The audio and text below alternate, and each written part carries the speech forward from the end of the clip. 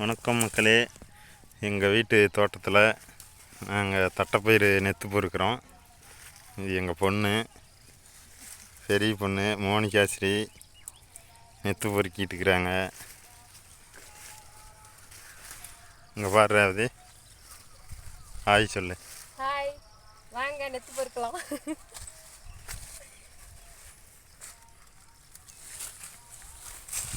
இவ சின்ன பொண்ணு நேகாஸ்ரீ, அவளும் நெத்து பொறுக்கிட்டு இருக்கிறா. பாருங்கள், தட்டைப்பயிறு விரைச்சிருந்தோம். நெத்து எல்லாம் பூச்சி அரிச்சு பிடிச்சி நல்லா விளைச்சல், சரியான விளைச்சல் இல்லை. இந்த வருஷம் எல்லாமே நல்ல மகசூல் இல்லைங்க. மருந்து 2-3 மருந்து அடித்தோம். ஆனால் எத்தனை மருந்து அடித்தாலும் இந்த பூச்சி தொல்லைங்களால் நல்ல மகசூல் வரல. இது ஏகப்பட்டது இந்த மாதிரி பூச்சி புழு இதெல்லாம் தின்னு பிடிச்சிங்க.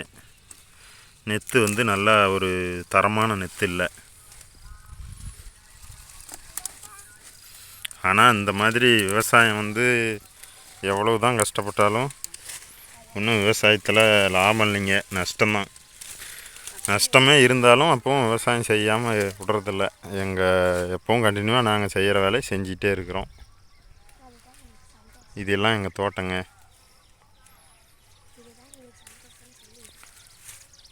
எங்கள் வீட்டு செலவுக்கு, எங்கள் வீட்டு தேவைக்கு நாங்களே இப்படி விவசாயத்து மூலிமா தேவையான பொருளை விளைவிச்சு சாப்பிட்டுக்கிறோம்.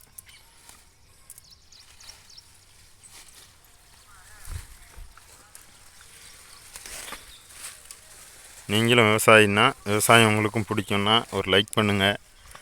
அப்படியே நம்ம சேனலை சப்ஸ்கிரைப் பண்ணிக்கோங்க.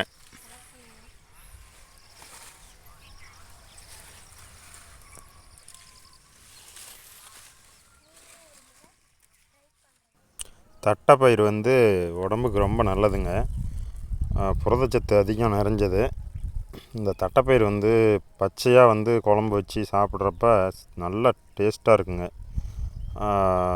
நம்ம சாதத்தில் அந்த தட்டைப்பயிறு கலந்து சாப்பிட்றப்ப கறி குழம்போட இது நல்லா எனக்கு ரொம்ப பிடிக்குங்க. குழந்தைங்கள்லாம் விரும்பி சாப்பிடுவாங்க. ஆனால் இது எல்லோரும் சேர்த்துக்கிறதில்ல. இப்போ இந்த மாதிரி விவசாயமும் நல்லா வராததுனால அதிகமாக விளைவிக்கிறதில்ல. எங்கக்கிட்ட தட்டைப்பயிறு 70 ரூபா 80 ரூபாய்க்கு வாங்கிக்கிறாங்க வியாபாரிங்க. ஆனால் வாங்கிட்டு அவங்க விற்கிறது 100 ரூபா 130 ரூபா வரைக்கும் விற்கிறாங்க. கடைகளில் போய் மளிகை கடைகளில் வாங்குறப்ப 150 வரைக்கும் கூட விலை போட்டு நாங்களே வாங்கி சாப்பிட வேண்டிய நிலமை. இன்னும் வருங்காலத்தில் இந்த மாதிரியே இந்த நிலமை நீடிச்சுதுன்னா இது என்ன ஆகும்னு தெரியலிங்க, நம்ம விவசாயிகளோட நிலமை. ஆனால் எல்லாருமே விவசாயத்தை இன்னும் கைவிடாமல், ஒரு சிலர் எல்லோரும் மக்கள் விவசாயம் பண்ணினாங்கன்னா, மனம் தளராமல் விவசாயம் நல்லா வரலைனாலும் எந்த நிலமையிலையும் மனசு விடாமல் விவசாயத்தை கண்டினியூவாக செஞ்சுக்கிட்டு வந்தாங்கன்னா ஓரளவுக்கு நம்ம சாப்பிட்ற பொருள் விலை கட்டுக்குள்ளே இருக்குங்க. ஆனால் எல்லாருமே மனசு வெறுத்து என்னடா வெள்ளாமல் வரமாட்டேக்குது, நம்ம கஷ்டப்பட்டு என்ன பண்ணுறது அப்படின்னு விவசாயத்தை வெறுத்துட்டாங்கன்னா எல்லோரும் விலை போட்டு வாங்கி சாப்பிட முடியாத அளவுக்கு விலை விற்குங்க. வருங்காலத்தில் நிலம் சொந்தமாக வச்சுக்கிறவங்க விளைவிச்சு சாப்பிட்டா தான், விலை போட்டு வாங்கி சாப்பிட முடியாத அளவுக்கு விலைவாசி விற்கும்.